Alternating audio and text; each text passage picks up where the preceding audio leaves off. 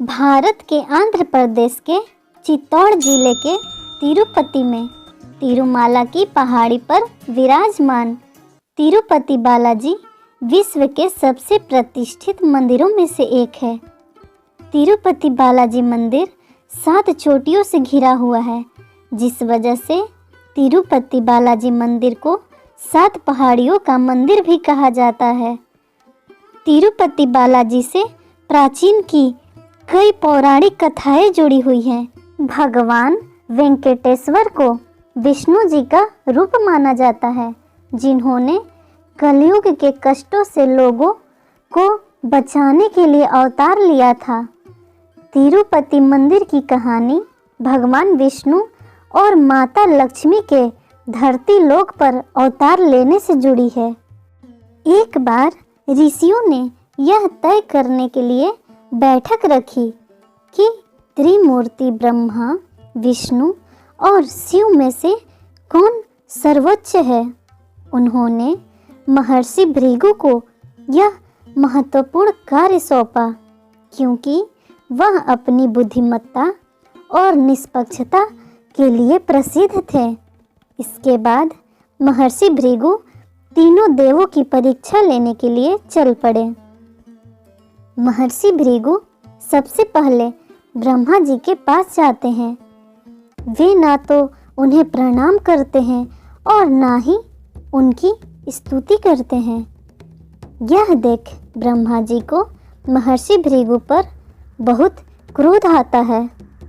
उनका क्रोध इतना बढ़ जाता है कि मुख बिल्कुल लाल हो जाता है। ब्रह्मा जी का क्रोध अंगारों में बदल गया। कुछ क्षणों बाद उन्होंने अपना गुस्सा ठंडा करने का प्रयास किया। भृगु, तुमने ना तो मुझे प्रणाम किया, ना ही मेरा सम्मान किया। ऐसा करके तुमने मेरा अपमान किया है। फिर भी मैं तुम्हें इसलिए क्रोधवश कुछ नहीं कह रहा हूँ, क्योंकि तुम मेरे पुत्र हो। इसी कारण मैं अपने क्रोध को दबा रहा हूँ। मैं यही देखना चाहता था ब्रह्मदेव कि आप मेरा ऐसा आचरण देख अपने मुख पर क्रोध रोक पाते हैं या नहीं। अब मुझे आज्ञा दीजिए। ब्रह्मा जी से भेंट करने के बाद महर्षि भृगु भगवान शिव से मिलने कैलाश पहुँचे। भगवान शिव ने जैसे ही महर्षि भृगु को आते देखा, वे प्रसन्न हो गए और भृगु ऋषि का आलिंगन करने लगे। पधारिए महर्षि भृगु, आपका स्वागत है। मेरा आलिंगन स्वीकार कीजिए। महादेव, आपने हमेशा ही धर्म और वेदों की मर्यादाओं का उल्लंघन किया है। आप इन दुष्ट राक्षसों और असुरों को जो वरदान देते हैं, उनके कारण सृष्टि को कई प्रकार के संकटों का सामना करना पड़ता है। इसी कारण मैं आपका आलिंगन कदापि स्वीकार नहीं करूंगा। महर्षि भृगु के मुख से यह सब बातें सुनकर भगवान शिव गुस्से से लाल हो उठे। उनका क्रोध इतना अधिक बढ़ गया कि वे त्रिशूल उठाकर भृगु पर प्रहार करने लगे। महर्षि भृगु, आपका इतना साहस कि आप ये अपशब्द बोलकर मेरा अपमान कर रहे हैं।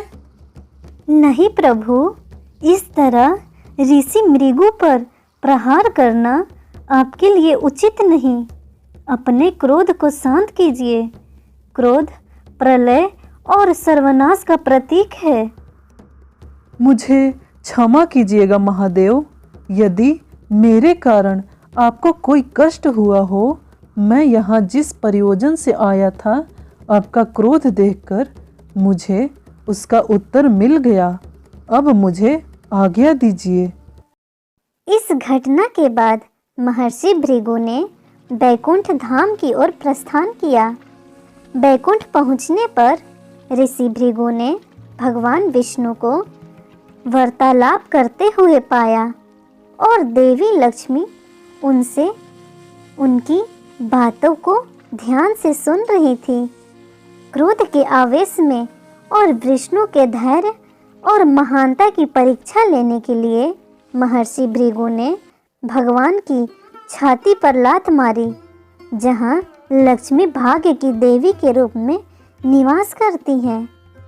भगवान विष्णु ऋषि भृगु से बोले, प्रिय ऋषि भृगु, यदि मैंने आपको कोई असुविधा पहुंचाई हो तो मैं क्षमा चाहता हूँ। कृपया मुझे आपके मेरी छाती पर प्रहार करने के कारण आपके पैर में होने वाले दर्द को कम करने दीजिए। भगवान विष्णु की विनम्रता और क्षमा से स्तब्ध ऋषि भृगु अपने कृत्य के लिए पश्चाताप से भर गए। भगवान विष्णु महर्षि प्रभु के चरणों को दबाने लगे। अपने प्रति प्रेम देख महर्षि भृगु की आंखों में आंसू आ गए।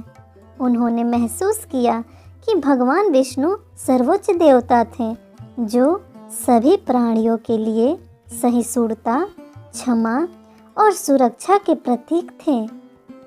महर्षि भृगु बिना कुछ बोले वहां से वापस लौट आए। उन्हें अपने प्रश्न का उत्तर मिल चुका था, परंतु महर्षि भृगु के इस तरह के व्यवहार से देवी लक्ष्मी क्रोधित हो गईं। वे अपने निवास स्थान भगवान विष्णु की छाती के प्रति ऋषि के अनादरपूर्ण कृत्य से प्रसन्न नहीं थीं। वे भगवान विष्णु से रूठ गईं और उनका और वैकुंठ का त्याग करके पृथ्वी लोक पर आ गईं और वहां तपस्या में लीन हो गईं। भगवान विष्णु भी उन्हें ढूंढने के लिए वैकुंठ छोड़कर धरती पर आ गए। उन्होंने माता को जंगलों और पहाड़ियों पर ढूंढा, लेकिन माता लक्ष्मी कहीं नहीं मिली। बाद में भगवान विष्णु एक पहाड़ी पर रहने लगे, जिसे आज वेंकटागिरी के नाम से जाना जाता है। कहा जाता है भगवान विष्णु श्रीदास के रूप में चोटियों की बॉम्बे में विश्राम करने लगे। वे दिन पर दिन बहुत ही कमजोर हो चुके थे। ब्रह्मा जी और शिव जी से विष्णु जी की यह हालत देखी नहीं गई। माता लक्ष्मी को ढूंढने में भगवान विष्णु की मदद करने ब्रह्मा जी और शिव जी गाय और बछड़े का रूप धारण कर धरती पर आ पहुँचे। यह गाय राजा चोल के पास थी, लेकिन एक रोज उस गाय ने दूध देना बंद कर दिया। पौराणिक कहानियों के मुताबिक वह गाय एक पहाड़ी पर जाकर अपना सारा दूध भगवान विष्णु को पिला देती थी। महाराज, जो गाय और उसका बछड़ा जंगल से मिले थे, उस गाय ने अब दूध देना बंद कर दिया है और रोजाना ही न जाने वह गाय अपने बछड़े के साथ कहाँ गायब हो जाती है और कुछ देर बाद ही लौट आती है। ऐसा कैसे हो सकता है? तुम्हें उस गाय पर नजर रखनी चाहिए कि आखिर वह दूध क्यों नहीं दे रही और रोजाना वह गाय कहाँ जाती है। मुझे पूरी खबर दो। सेवक ने गाय का पीछा किया।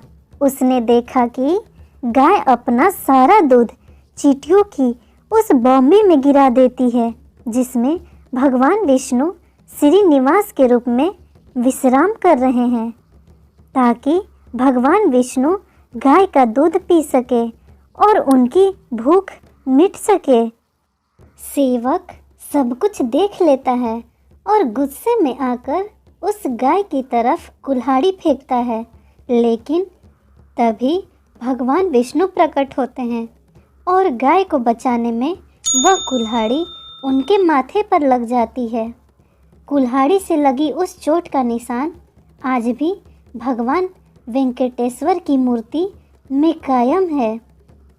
भगवान विष्णु को कुल्हाड़ी लगते ही सेवक वहां से भागकर सीधा राजमहल पहुंचा।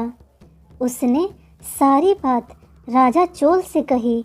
सेवक की बात सुनकर राजा चोल हैरान रह गए और घबराहट में भगवान विष्णु से क्षमा मांगने के लिए उस स्थान पर पहुँचे।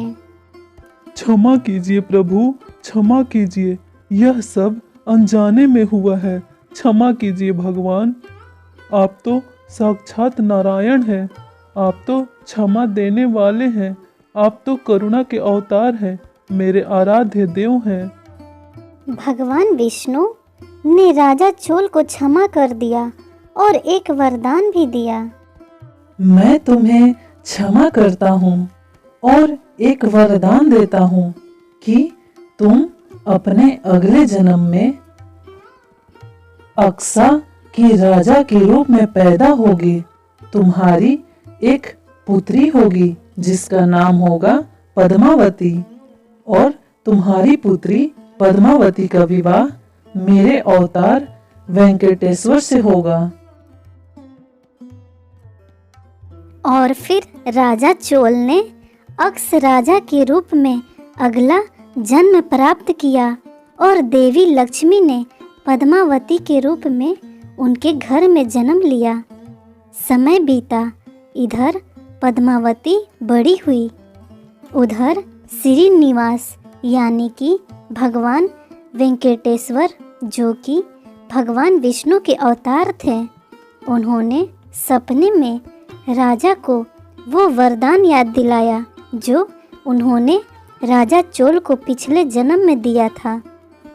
राजा को भगवान विष्णु की कही बात याद आ गई और फिर उन्होंने श्रीनिवास और राजकुमारी पद्मावती के विवाह की बात को स्वीकार कर लिया।